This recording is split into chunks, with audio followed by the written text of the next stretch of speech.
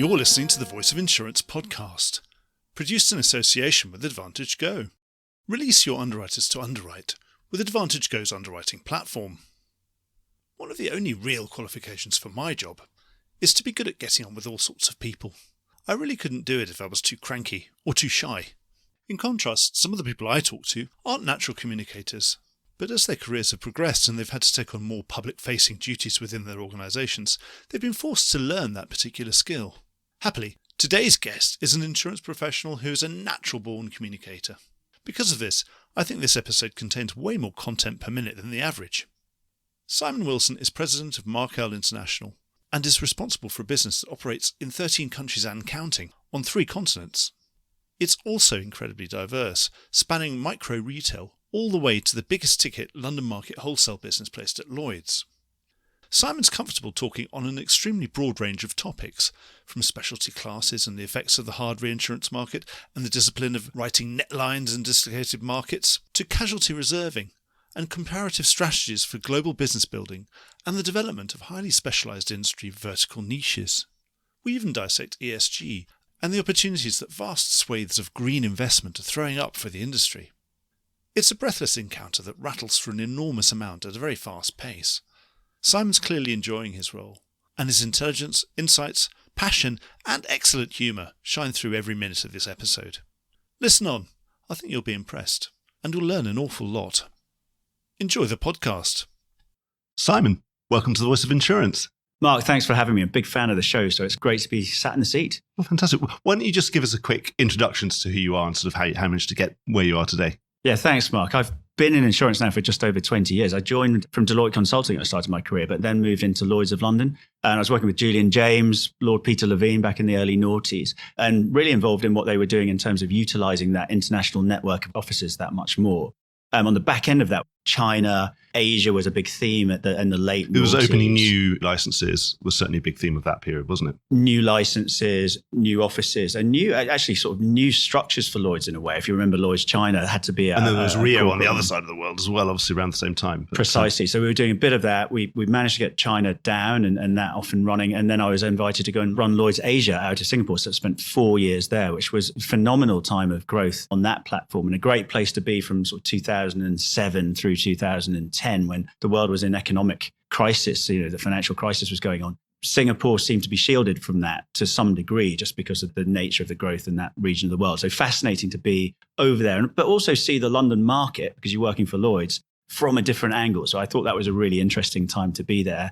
And in the process met William Stovin, who was the president of Markel International at the time. That Markel had a syndicate out there. And I was invited to come to this organization and start developing our international platform. And that's really what I've been doing for the last, 13 years in total. So it's been a bit of a run. Just before we hit the record button, we were talking about perhaps this podcast could be seen from the outside as being a bit of a London market podcast. It's not my intention, but it's obviously I am based in London, so it's easy to have that bias. But Markel has always been Markel International. It's not been Markel London, but obviously London's been a part of it. How's the market at the moment? I mean, we've obviously got this hard reinsurance market, which is a global phenomenon. But how's it affecting everything? So right now, we're just over a year on from when the Russian invasion of Ukraine happened. And I think going all the way back to that, I think we knew then that certain specialty lines were going to be under a lot more pressure in that reinsurance world. So there's no doubt there's a hard reinsurance market, whether you look at property, certainly in those first party lines. I think that's a definite phenomenon. But we knew about that. I think the market knew about that. It was well signaled. And you could hear from this time last year onwards, certainly with around Monte Carlo, what was going to happen. Now, we don't write an awful lot of property at Markel International, so it hasn't affected us on that side of things. But certainly those kind of first party lines, marine, energy, anything that has war involved in it somewhere, I think we've seen that hardening have an impact on what we're doing. But from a strategic perspective, reinsurance is part of what we do. But when you're an organization with a pretty big balance sheet, I see this as what tactics do we need to apply in certain areas of the business in order to be quite successful? And that really juxtaposes with what we're trying to do strategically, which is over a much longer period of time. There's areas that are not connected to reinsurance in that. And I'd really talk about the internationalization of the platform. And when you spoke about Markel International, which was really a London market business, I think that's a very erudite thing to mention. I suppose at least it was a statement of intent that was sort of MINT, Mint, I used to sort of abbreviate it to. It was a statement, but it didn't say Markel London, did it? But it probably was de facto quite pretty much Lloyd's and a few other things. Correct. And what we've tried to create is the international operations of Markel. So it's kind of like leading with that Markel, because customers everywhere talk about buying their insurance from Markel rather than Mint or Markel International. So I'm really quite hot on that at the moment, saying like it's one brand effectively that we're trying to sell. But that London entity, and what we did have in addition to London was the Reg Brown 702 syndicate, which had gone out to the UK regions for a little while. Yeah. So there was a UK regional business, but it was relatively small. It was kind of $30-40 million, less than 10% of what we did at Markel International as an organization. You look at it now and we have more people and a significant portion of our premium that are coming from outside the London market, even though London has grown during that time period. So strategically, I think we're continuing to develop that international platform. We are nowhere near finished doing that. So what's the balance at the moment of, what's London, non-London within what you do? I think it's about 2/3 London and 1/3 non-London, if you will. So it's growing. That's gone from 5% non-London up to about 33-35%. So do you have an idea, a sort of plan? Obviously you'll let it take its course, I presume, but you've got an idea of what is the ideal balance? I must say that the London market's grown far more successfully than maybe we were expecting it to, not least because of the hard market and some of the things that we've done here. So in my mind, the balance between that local business and really what we're aiming for is business that does not leave either regional or country borders when we're focused on building out that platform. Ideally, I'd say it would be at least 50-50 and maybe slightly in favor of that retail platform being kind of 60-40. And I say that because the London market is necessarily quite volatile and you need to pick your moments and your areas of your business when you want to be specialized. So being able to trade and actually to say no from time to time is incredibly important. And if you've got the ballast that sits with that sticky regional retail business, gives you much more opportunity to make those decisions. What I'm not saying is that we're massively opportunistic within London. I don't think that's the case. But what I am saying is that you have to be quite sanguine about what's really happening in the market and when's the right time to go hard. Let's say you don't set out to be opportunistic, but if you're sitting in what's the ultimate excess market, then opportunities come and then they also do go away as well. Completely. And if you're not able to pull back and put your You've got to hit them when they're there, Absolutely. And I do think you need to stay in the market as well so that when the opportunity does come, you're able to take advantage of it. Because you can't just ramp it up overnight because it takes time to get people in. And reputation and, sort of relationship and all of that. You can't really be in and out of a class and say, because brokers remember, or they forget that now you were out of that, you were in it and now you're out of it. And then are you in it or out of it anymore? And they can't remember. Precisely. So that was what we talked about the international kind of like, why are we doing it? I think that balance of volatility and the ability to get closer to customers is right at the heart of what we're trying to do here. Yes, so I suppose that local strategy it sounds very sensible because whenever you talk to a very London-focused wholesale broker, they say, what the hell are they all doing out there out in Singapore? They're just undercutting themselves. They're all competing themselves, but you're saying no way. You're going for business that would have never come anywhere near London in the first place. Definitely. And I think a good example of that, I would say, so Singapore, I think there's that argument always about, well, where is it? Because the big global brokers can place it in their hubs. Well, they choose where they want to place their business to a great degree. And I don't want to force the larger brokers to sort of like, you must do it here or you must do it there. I think we need to be able to catch the ball as you were, wherever it goes. A bigger example is really somewhere like Germany. And if you want to sell small, micro, even medium-sized business in Germany, it's crucial. Number one, you speak German. That's kind of critical. You understand the German legal system and the products that those customers want. And typically, therefore, having a claim service on the ground and a service center on the ground speaks German, understands German, is really critical. We don't do that well in London. I think there's a reason where our European Union business has not been strong, whether it's linguistic capability, desire to go and sort of like understand those local markets on the ground. I don't think we do it particularly well from London. We do masses of things brilliantly, but that's not one of them. I think that's reflected. You're absolutely right. And obviously I was working for a Spanish insurance broker with an office in London. Recently on the podcast, we just had Luis Munoz Rojas, one of the founders of Dual. And of course, the whole philosophy of that is you want to go after this, of being Spanish, of course, he used a ham analogy. He said, look, if you're just going to sit in London, we get the ham and you get the bones. You get to crunch on bones. But if you want your fair share of ham, then you've got to come down here. Well, that's the Spanish. When I go back to my German analogy, actually, and the first time I sat down... more sausages or... Precisely. No, well, it could be actually taking that analogy on. But more interesting than that, I was having dinner many years ago with the leader of our German and European operations, Frederick Wolf, and he took me to a restaurant. He said, here's the wine list. We're going to go for Riesling. And I kind of reflected on my experience with Riesling here in the UK, and it wasn't great. I think Liebfraumilch might have been the... I suppose it was sort of a staple of the 1970s when the UK was just discovering wine. Precisely. And I go there and we had dinner and this wine was remarkable. And Frederick looked at me and said, well, do you think we send our best wine overseas? And think of that as an insurance market kind of analogy at the same time. So the best German business, last time I looked, Allianz was doing pretty well in its German home market. And there is a reason for that. And I suppose, is it generally going to be higher frequency, low individual premium type business, or smaller entities, I presume? Our average premium in the German market is something like 600 or 700 euros. So that's completely different. You can't write that bespoke one by one, can you? You cannot. And we may well come on to sort of like another key strategic theme on this in terms of operational excellence and our complete obsession with process, customer journeys, all these types of things which become so important when you're in a retail environment, learning from that. And digitalization is a very trendy thing in London at the moment, and APIs and all the rest of it.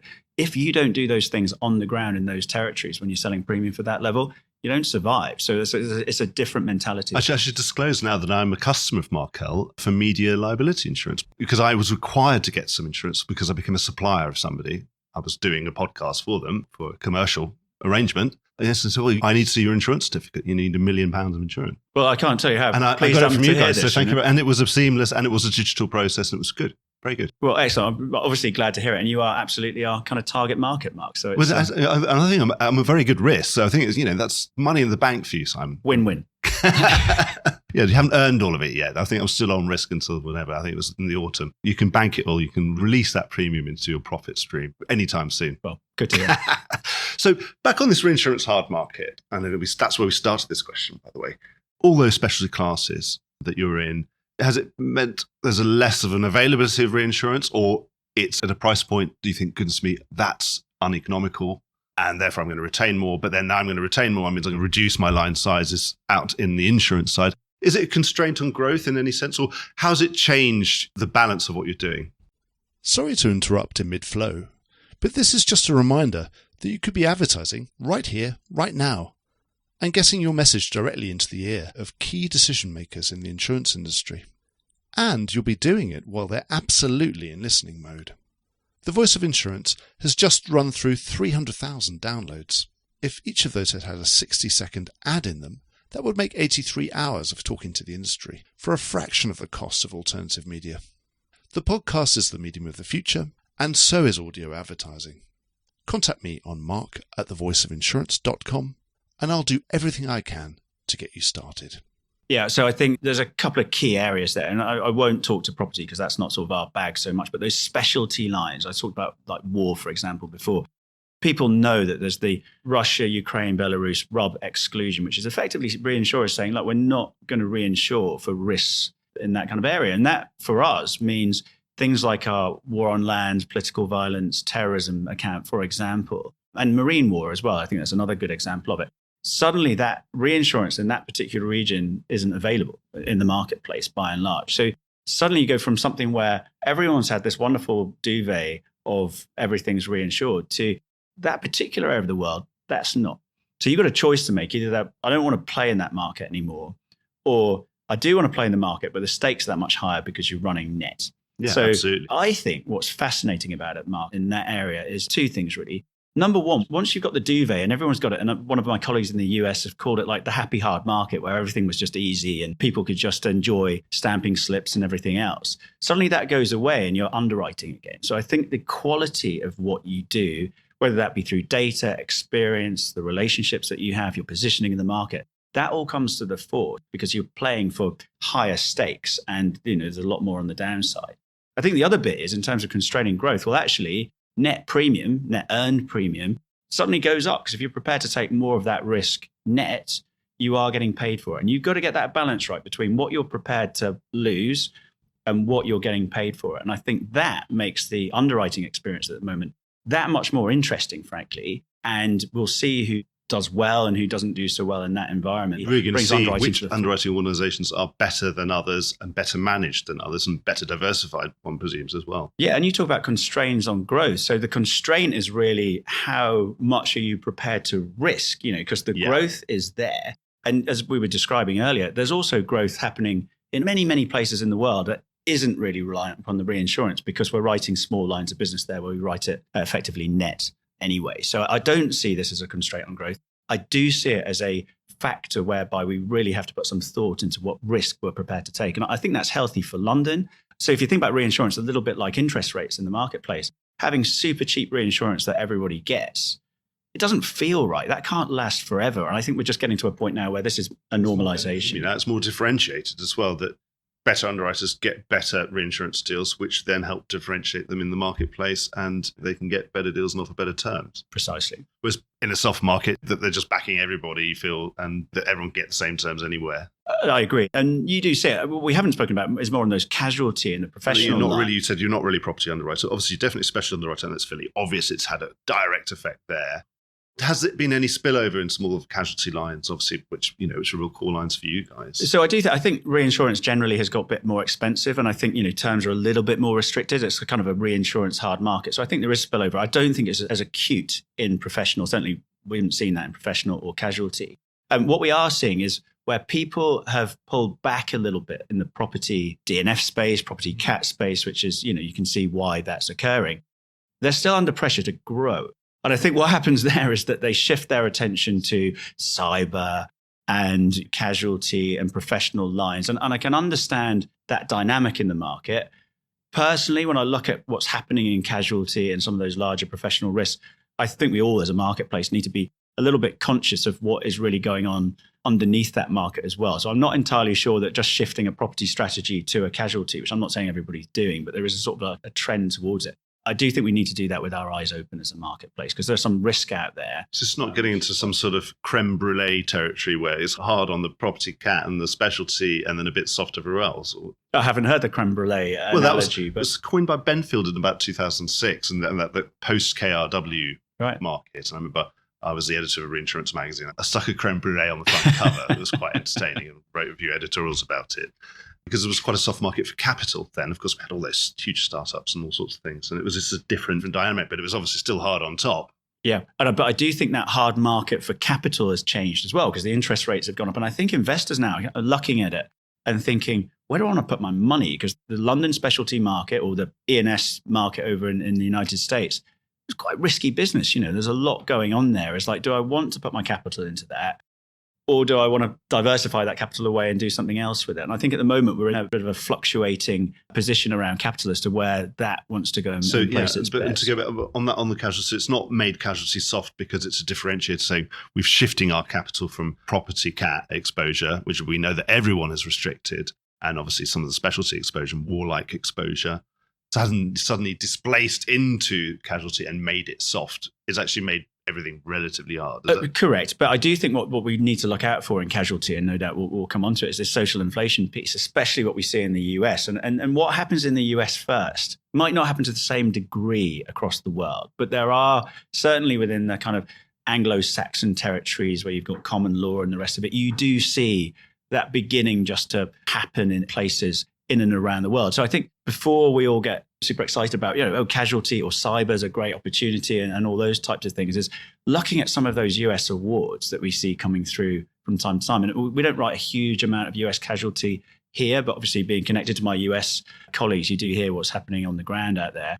These are claims that are occurring in years of account 17, 18, maybe into 19. Yes. They're not the claims that are coming from 20, 21, 22, but I don't see social inflation suddenly disappearing because COVID's finished. In fact, probably in all likelihood, the opposite. You're talking about higher interest rates. Obviously, that's got to be good for someone writing 4 or 5 year duration business. It's got to be a factor now that we're finally getting back to risk-free returns of 4 or 5%. I remember a presentation from Bronnet Maciada back in the early teens, I think we'd probably call that, where when the interest rates had just gone down to almost zero. Yeah. And he described that as almost like a 2005 cat event. He did. Every year. And you were like, that's the income that's not coming through. And we've had that for 10, 12 years. And also it has a notional increase in capital. Of course, we're on that opposite effect of the notional decrease in people's capital that's obviously flowing through their balance sheets right now, and probably will start to go in reverse at some point this year. So that compounding of those, we carry quite a lot of publicly traded equities at Markel, a little bit like Berkshire Hathaway, but we obviously do have a big bond portfolio as well. So we do get a benefit from that because we hold them long term. But what I would say on the capital front, because everybody says, well, you've got higher interest rates now, therefore you can write to a higher combined ratio. I kind of challenge that a lot, frankly, because the investor is getting 4 points on risk-free treasury bonds. So I kind of see what we need to achieve as an industry as above that 4 points. What do we need to be delivering to investors in order for them to have a reasonable return for the risk that they're running? So if it was 0 before, let's just say you add 10 onto that. So you need to do 10. Well, if you've got 4 points, our return on capital can't still be 10. It needs to move from that because it needs to be plus. It needs to be plus. And that can deviate depending on where you're sitting in the market. But we do need to achieve more, I think, in this environment than we do previously. And you only have high interest rates. Well, they're still negative. They're still lower than inflation. So you only get them because you have inflation, which is obviously going to feed into claims inflation anyway. So you can't get something for nothing. Exactly. So it's all, all of these things like come to one, and it makes the industry really fascinating because it's not just a combined ratio play. There's a cost of capital going on in the background. Yeah, you still have to make an underwriting profit all the time, really, Precisely. don't you? It doesn't really work any other way. Not long term, no. Never has done, never will do. You've already mentioned this, but adverse development, I was looking at the Markel Group annual report, and there was a bit of extra reserving there.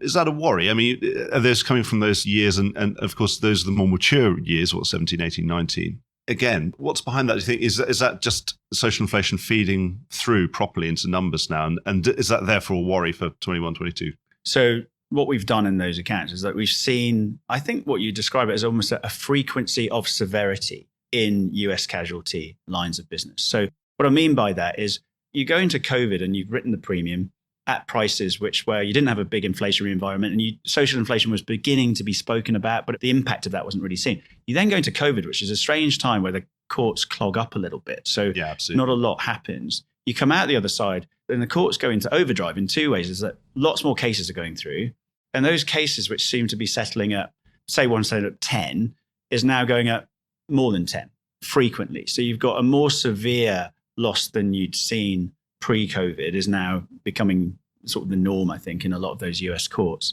And that's happening quite a lot because the US court system is definitely open and people are really going in and utilizing it now. So we've looked at that and said, well, yeah, those years, 19 and prior, we priced that business at this rate. We're now seeing some of those court cases come through. All of that reserving is being on IBNR because we're just seeing a trend coming through and we want to get ahead of it. What we've seen since 2019, so 20, 21, 22, is that hard market condition. So we've had a lot of rate coming through in those years. We haven't taken credit for that rate because we haven't seen what's happening in the court system longer term. So that's something that we're keeping a watching brief on. You don't just take because you think that 20, 21, 22 are going to be brilliant. Let's just put that into the back years and it'll all be fine in the round. I think what we've done is let's reserve this early. Let's always, as we always do at Markel, get ahead of it. And we'll see what 20, 21, 22 brings as we go. And I suppose those older years base prices start to feed. They do feed into your new pricing. Your actuary's not going to let you get away with pricing below what you already know about 2019 and prior. That's not going to go away, is it? And they're going to have to assume that that's your new base. Exactly. And by the way, it's not just Markel. Markel's a big writer, but we're on contracts where there's lots of the marketplace that are on there. I'm certain that peers will be looking at their back years and taking a view on what needs to happen in the current year underwriting. So it's not just our actuaries, and they're absolutely on that. But I'm sure other people's pricing conditions But it's not sort of alarm bells. It's something that you feel that we were able to get ahead of this trend. There's probably rate in there.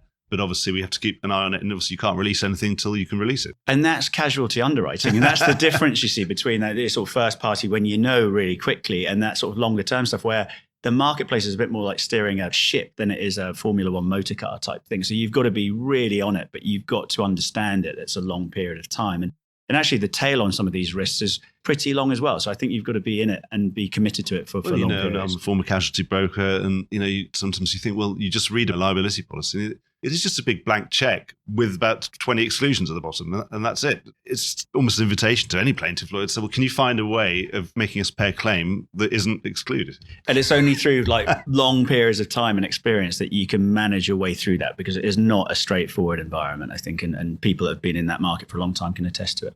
Absolutely. In terms of Markel International sitting within the group, it sounds like you want to be growing more internationally and not London, but obviously London you will take growth when it's available to you, and obviously it's available right now in its good conditions. What bits of Markel International need to be built that haven't been built, or is it already built and you just need to bulk it out? There's a bit of that, right? So we are in the UK regions. My organisation, we've got 3 offices in Canada, we're across the European Union, and we've got Asia at the moment. I'll give you an example of India, for example. So I think we might be the only player on the Lloyd's India platform at the moment, but I went there in 2019. There are 2 people there. Deepika Mathur is leading it, the wonderful lady that runs our operation out there. But there were 2 people in the office. I went back there 9 months ago. There were 22 people in that office. So we've invested in these offices in terms of talent, in terms of people in that market access. So bulking out and scaling those operations. In India, slightly different. But in Germany, when you're doing 600-700 euro policies, it takes time to scale those things. But when you get it going, it's like a machine. So we want to replicate people, scale in all of the territories we're in at the moment. I think it's 13 countries that we currently trade in. So it could be a lot more. I think so. I mean, if you look at some of our competitors, when they've been building out these sort of significant international platforms over time, I think 12 or 13 sounds like a relatively small number. And we do have plans this year to take ourselves into the Australian market. So you'll see Markel set up down in Australia. It's a big market for Lloyd's players, I think. It's a litigious market and all the rest of it. But we feel that those market conditions, it's heavily broked. I think that's a good thing. We're an intermediated business by and large. There's a lot of casualty and professional lines business down there as well. And I think we can go down there and make a difference. So Australia will be that new territory that we go into this year. But we've been patient. I spoke about being here for 13 years. Germany took us probably 6 or 7 years to get to a degree of scale that we're there. Spain, likewise, actually. Esteban Manzano down in Spain is doing a terrific job out of Madrid. We've got a Barcelona office. But it's now definitely stands on its own 2 feet. We're very proud of it. But we had to give it time in order to build the foundations. I think if you go to these new countries and go all guns blazing, more often than not, you don't understand the culture, you don't understand what you're dealing with, and you end up getting the bottom drawer business that you're not going to get the best showing, I can tell you that. I mean, how many American cars do you see on German roads? I mean, there are not many. And I think there's a reason for it. So you have to become local if you're truly going to be trusted by that market. And would you say that when you're going out to these markets, you say, well, is it a USP that we're a really great casualty underwriter? We've got lots of really good casualty products that we can implant here. Is that the USP? I think you go in there and you say, look, well, what is the requirement from the customers in that territory? And I'll give you an example. I keep coming back to Germany, but it's just one that's on the top of my mind at the moment. If you want to write professional indemnity in Germany, you've got 2 options. You either do it on a occurrence basis or you don't write it at all. And you say that to a London market professional indemnity underwriter, but we do claims made here. And it's like, we don't do it that way. So losses occurring. Sorry, mate. Yeah, you need to become kind of German in your mindset there. So I think it's the ability to understand what the local market requires in our product. So we've got product expertise, but we haven't got local product expertise. So we kind of get into the mind of the local environment. The other thing that we do, and I think the lens of sector specialists. So what I mean that is industry sectors. So here in the UK, we're a big provider of coverage for care institutions. And I don't mean by that a lot of elderly care homes. I mean, there's a huge variety of caring institutions that we have in the UK, likewise in other territories. And when we talk about operating in that sector, we don't talk about we're being in the insurance sector, here's your product. We really think about being in the care sector. And we have consultants in that sector who go in and actually sort of risk manage care institutions. We have a whole group of people who are, sort of quite close to government in terms of what's going to happen next within sort of legislation around it. And then we have an insurance product suite of offerings. So when the care organization comes to us and say, I'd like to buy insurance, because that's what they know they need to buy, we don't start telling it, well, you could have a deductible of 25 grand on your professional indemnity policy, because that's not the language which those customers speak in. So when we go to a new territory, we think about how our products might play in those territories, but we also identify industry sectors where we think we can make a difference and really try to understand those sectors in detail before we get there. That's quite funny. Now with all the insurtechs, we're talking about embedded insurance. That sounds pretty embedded to me, that you're going into a vertical and not just adding insurance to something. Precisely. And I think if you just say, I sell insurance, I think it turns people off. We work in financial services, so we should be providing a service to people who need risk transfer. If you think about it that way, the customer becomes really, really important. I think too often we try to shove a product because you just get used to it. Buy this because that's what we sell. It's like, well, why would anyone be interested in that if you haven't really researched and understood them? This is good. Well, I'm hoping the very unlikely event that I have to make a claim on my media policy, you'll have lots of media experts as well. I do hope so. Who can give, libel lawyers and other people who can help me out. There we go. When you're looking at your big spreadsheet or whatever it is, and you're thinking about all those territories in the world, where are your sort of star pupils at the moment? And you think, wow, I'm so pleased with what's going on there. I really want to back them to the hill, and I'm going to stretch their target now because I think they're going so well. This is where we can really double up. Yeah, this might not be the time to tell the people that don't know about it already. But I have to say, so one example here is Asia. Talked about being there in that region for a long time. For a number of years, we struggled to really get going in Asia because there was that kind of London, Asia market kind of back and forth between people. And I think we just hadn't committed fully to being in the region. We've been really successful doing that in the European Union, in the UK. But in Asia, for whatever reason, it was just like, it's just not quite there. The rates are a bit slim and all the rest of it. And we changed the structure a little bit, probably 5 or 6 years ago now, whereby the P&L for Asia, actually, it's their product P&Ls, and it doesn't matter if you're in London, in our Asian operations, it all goes back to the marine team or the energy team or whatever. So you suddenly have this interest and this peaked interest, both from a financial perspective, but also from a human being perspective, because you're all part of the same team. Let's make it as good as we can be. And we've seen premium grow there from about $15 million across the whole thing 5 years ago. Last year was about 115. So it becomes much more material in terms of what we're doing. And that's Asia. We're talking about India, Singapore, to some degree, China and Malaysia, and soon to come Australia being added to that sort of Asia Pacific region. So I feel that we've only scratched the surface on that Asia opportunity. And we're only selling about 4 or 5 products in anger over there at the moment. I think we can add to that product suite. And we're just getting deeper and deeper with the broker relations that we've got out there. I would say in London, where we haven't been particularly good until about 2 years ago, we brought Andrew McMillan into the business about 18 months ago now. What we hadn't done is actually sort of gone out as Markel to the marketplace. We've typically been individually really strong underwriters or underwriter-led teams, but we would be selling Rowan Davies in the energy team, for example, or our cyber offering would be going alone. What we're looking to do now is really go out as Markel. So it's kind of a united front and saying, we don't just sell individual products through the marketplace and to the brokers, but we're going there and say, actually, brokers, if you want to do things a little bit differently, we'll take a look at that and we'll have a look at doing things on that wider basis. So I do think, oddly, even though I've pushed the international network, there's a huge amount more that we could be doing in London. And I think Markel has been spoken of as a bit of a sleeping giant over here. I feel as though we've woken up a little bit, but maybe not everybody has noticed that just yet, but they certainly will do. And how's your view of your Lloyd's business at the moment? Pretty good, I presume. Yeah, we really like Lloyd's for 2 reasons. I give credit to John Hancock and that previous regime. It's like when things needed to be said, Lloyd's were probably the first movers in the world to say it. This market is soft. It's not sustainable. That's guts to be able to go out there and say, we're not going to take this anymore. So at the time, that's difficult for a lot of people. I mean, you've got to do an awful lot more remediation work. It impacts people's sort of personal circumstances and occasion. And none of that is particularly nice. But Lloyd's saw that one through. So well done them. I think we've come to the other side of that now. And I talk to people like Patrick Tiernan on a regular basis. And I think what Patrick's doing is saying, what is the strategy of quite big insurance groups like Markel towards Lloyd's?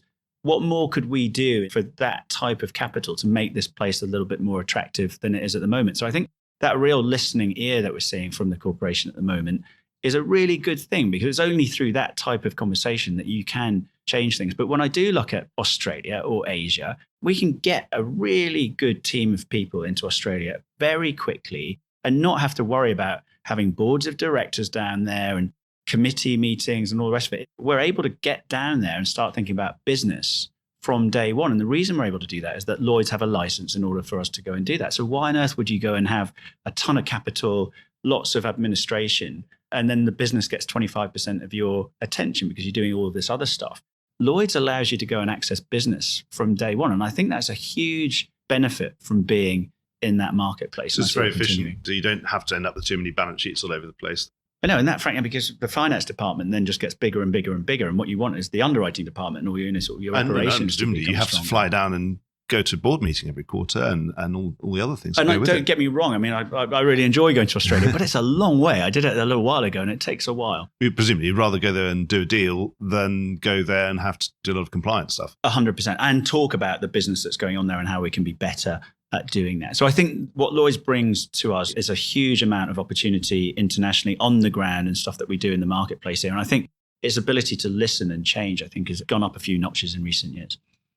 On this distribution strategy, I mean, a lot of peers have done really well with Quote and Bind. I know from my own experience, you've got some pretty good digital platforms because I use one myself. How far are you going into that and where do you think you can take it? Obviously, we've seen peers go even further to the point of algorithmic Lloyd syndicates. Is that something you could countenance at some point? So I think our experience as consumers just in the wider world is like, it's not good enough just to be like, oh, there's a man with a quill pen who's going to write something. You can't do that anywhere anymore. And you certainly can't do that in an environment where it's retail and it's relatively small customers. You need to be hyper efficient and very, very easy to do business with. So it goes without saying for me that a digitized workplace, our operations, is front and center of things that we need to be investing in right now. So absolutely, we're focused on digitizing end to end. So whether it's APIs in London or it's, attaching ourselves white label into other products, in these sectors that we talked about, so we will go and do that and be part of another organization. We'll just happen to be a product that people easily pick up off the back of it. So that's happening. Algorithmic underwriting is always like a strange term of phrase to me, because it's like algorithms are just a set of rules that you apply against a set of circumstances and you go yes or no in some sense. I think what we mean by it almost feels when we say it about insurance, it's like some spaceship has just landed in the middle of London and it's just incredible. And so for me, the low cost rules-based syndicate that we've seen done really well here, I don't think that's necessarily where we're going to go as Markel International, because I think what we need to be is kind of like the front end leading syndicate. I think if you try to do both things at the same time, that could be quite difficult, especially when you're trying to expand that international platform. So that's not for us. But what we do have sat in the group is Nafila, of course. And I think the Nafila approach is where we'll do more of that large scale follow market type underwriting in London. I think that they've got the appropriate skill set to be able to do that successfully. ESG, presume it's massively on your desk now, and now it's become something that's become front and center. What's your thinking around it? Because as a senior manager, you've got to deal with this. We've got to deal with our own carbon emissions and the way we treat people and the way our government govern ourselves, but also far more importantly of companies and entities and individuals that we insure around the world. Where do you even start with getting a strategy? And we all know we've got to have a strategy by the end of the year or something, haven't we? Yeah. And so I think, ESG has become this acronym that's a bit of a catch-all. I think when people talk about it, it's mainly the E and the climate change element of it that people are really focused upon. I don't know if that's the question. I think, but obviously you've got to deal with all of them. But at the same time, the E is pretty massive. It's an enormous thing in its own right. So my comments are really about that. Yeah, I think the S and the G, I think as an industry, we're solid on that. I think we've got a really good story to tell. I think at least with the G, we're a regulated industry, so we've kind of sorted that. And well, with us over many years, perhaps in this country, certainly, with modern day slavery declarations and all sorts of things, we're quite good at interrogating our suppliers. So hopefully we can give ourselves a reasonable tick in the box for that one. So the E side, we're pending. And I have to say, my perspective on this is that particular topic of climate change and environmental situation is the single biggest topic of all of us, whether you're a senior manager, a member of society, for the next generation. And we're seeing governments focus on it to that degree. I saw numbers come out the other day that from 2030, maybe before that, $4 trillion a year, every year into the future is going to be spent on infrastructure to improve the way in which we create energy. That is just mind-blowing. I don't even know how many zeros that is. So we'll write it down. It's a huge amount. And so for me, the thematic that we see in the press is this whole idea about net zero. And I understand what that's talking about, but it does sound a little bit negative to me, if I'm being honest. I think sort of like zero-sum game, all that type of stuff, it doesn't set my world on fire. What I really would like to be talking about as an industry and our role within that is how can we take this opportunity of the future of the planet, and take that opportunity and do some really good things within it. And I think we need to change the narrative from we have to stop doing lots of things, because I think the market will dictate that we necessarily stop those things because they won't be where the action is. We sit here today, and I think a lot of the companies that are going to make a difference in the future in terms of green energy actually probably have a lot of history in not green energy. And I don't think you can separate those two things out particularly if you're a easily. Graduate trainee, you're not going to go into the old carbon burning energy sector. We said someone's going to have to do it, but maybe we'll leave that to people whose beards are quite grey, who are just going to get greyer and greyer. And you would want to be in all the green stuff. And I don't know if you were sort of coaching a nephew or some member of your family and they say, well, I've got these two options. What do you think? But people have their own view on that. And it seems pretty straightforward to me. So I think there comes a tipping point where the market just says, we're going to go in that direction, or we're not going to go in that direction. And there's no money over there anymore, But for the time being, I think we do need to be alive to the fact that there are many, many territories on the planet whereby turning something off right now impact society. And that's just not realistic to expect that to happen. Prominent Polish brokers on the show about 18 months ago. And I don't know the exact percentage of coal-fired electricity generation in Poland, but it's well over 50%. And you just can't do that. I mean, the hospitals need to work, right? And so what we're going to do as a business on this is commit significant resources over the next few years at identifying where we can go and make a difference, because there's a specialty insurance market. We already do a decent chunk of renewable energy at the moment, but that is wind, onshore, offshore wind, and it's solar. That'll be a big part of the future. But there are so many new areas that are coming on board. Battery storage would be an obvious one that you bring to the fore. I think some of these new nuclear facilities, we've got to understand it. And when I spoke earlier about the way in which we've gone into the care sector in the UK, just as a microcosm, we've employed care specialists who are consultants to that industry. I think if we're going to be very successful in the renewable space, we're going to have to bring people that are complete experts, engineers, all these types of new capability into the industry, so that we can advise and provide a service on top of the insurance product that will be set in the middle of it. Do you think there's also, I mean, it's going to be an evolution in the product. We're seeing green clauses, because I don't know if you have a coal-fired power station and it has a big breakdown, there's going to be betterment and other things, but we're not going to rebuild it as a coal-fired power station. We take the opportunity now to turn it into something precisely. green. And I think that is going to happen, because that amount of money that is going into the industry. And it might even by law, it might not be allowable to be rebuilt as a coal-fired power And station. how exciting is that, though? So you sit here as an industry and saying, that's in front of you. What are you going to do about it? And then someone goes like, what's net zero? What's net zero? And I get that, and I understand where it's coming from. But I'm trying to look 5, 6, 10 years ahead and saying, well, this thing is going to change.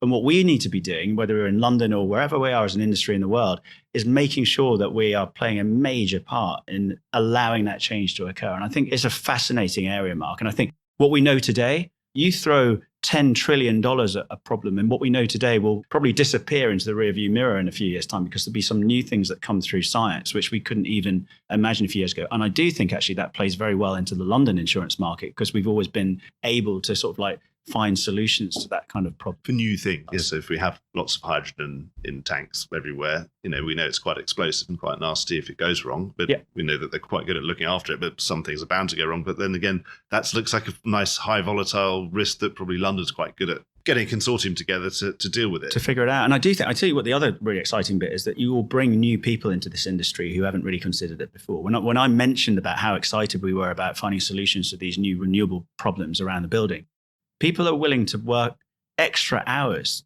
in the building to go and start to find solutions to these issues. I'm interested in that as a human being, as well as an industry professional. The ripples in the pond go out to people that are at university at the moment. They hear that this is an industry that's right at the center of this kind of advancement in technology and all the rest of it, and the opportunities will be presented. And I think the look and feel of the marketplace will therefore change quite significantly in the next 10 years to meet that demand. As we start to address this problem, obviously we've got some basics of reporting. It's a bit more of the block and tackle, more mundane end of it.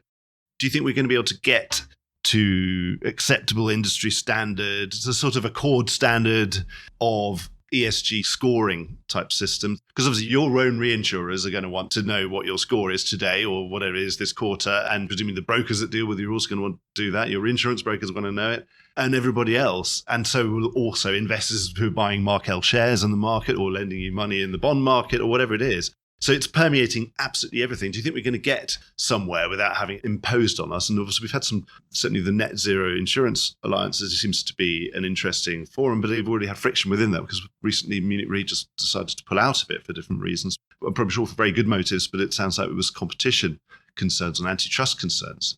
But so you think we're ever going to sort this out? Or we're more likely to have it imposed upon us by a regulator? I think it will be sorted out. I think that's probably the point that you're raising. Yeah, but let's hope that we can be pragmatic enough to say, look, not everyone's going to agree on everything. But normally in these things, you have an 80-20 where you say, actually, we all agree on those things there, and then the 20 can flex. The worry that I have at the moment with these scoring systems is you look wonderful on one scoring system, then you apply something that's doing the same thing, and you're actually, it's a disaster. So you just don't have very much confidence in it. And you've done it with credit ratings over the years, and still people prefer S&Ps to best or best to S&P, and that's on a pretty objective set of criteria. So when there's something that's quite subjective, I think that's something where it probably will take a little bit of time, but I think we need to be quite pragmatic and be a bit 80-20 around it. Yeah, because certainly I remember some early days of modelling, we'd have a loss somewhere. One modelling firm would come up with a range of 5 to 10, Another modelling firm came out with 12.5 to 70 now. They don't even intersect. No. I don't think they do that anymore. They have started to coalesce around a mean more these days because they've got far better. They're closer approximation to reality than they were. So I think this scoring, or however we go about that, and sort of that provides a kind of a foundation. But as I say, my focus is on how we can make an impact on the planet through the industry. That to me is way more exciting in terms of the challenge that we've got ahead of us over the next 20 years and probably beyond that than some of the more mundane things that need to be in place. But if we spend all of our energy and attention on that, we won't be able to solve the big problems. Yeah, because it's really the new business opportunity that's more exciting. And I don't even know what the new business opportunity is because it's so vast. I know where some of the opportunities are, and that's where we're investing our time at the moment. Simon, I've really, really enjoyed our talk. I think you kind of broadened the topics from the first question, actually. Not to say you didn't answer the first question, but we got there in the end. But thank you so much for being so open, actually, and so expansive, I think, in the way you conducted this discussion. I've really enjoyed it. Yeah, likewise, Mark. It's great to talk about the industry. We're passionate about it and great to be on for the first time. Well, absolutely. We'll have to book in a return visit sometime soon. Great stuff. Thank you very much. Well, I hope you enjoyed today's episode. If you did, don't forget to subscribe or leave a like or a review or recommendation on whatever podcast platform you used to access this program. These really help get the word out. Before we go, just a quick reminder that advertising slots are available here and in other places in the Voice of Insurance podcasts. Podcasting is the fastest growing medium and attracts a high quality audience of key decision makers. It's also an intimate medium where you, the listener, are right in the room with me and the interview subjects. Needless to say, that means it's a great way of getting your message out directly to an audience because you know you've got their full attention. It's also very cost effective. So get in touch with Mark at thevoiceofinsurance.com to find out how you could be speaking directly to the industry. The Voice of Insurance is produced in association with Advantage Go. Release your underwriters to underwrite with Advantage Go's underwriting platform. Voice of Insurance is produced by me, Mark Gagan. Music was written by Anna Gagan and produced by Carlos Gagan. Check out more podcasts and written comment pieces at www.thevoiceofinsurance.com.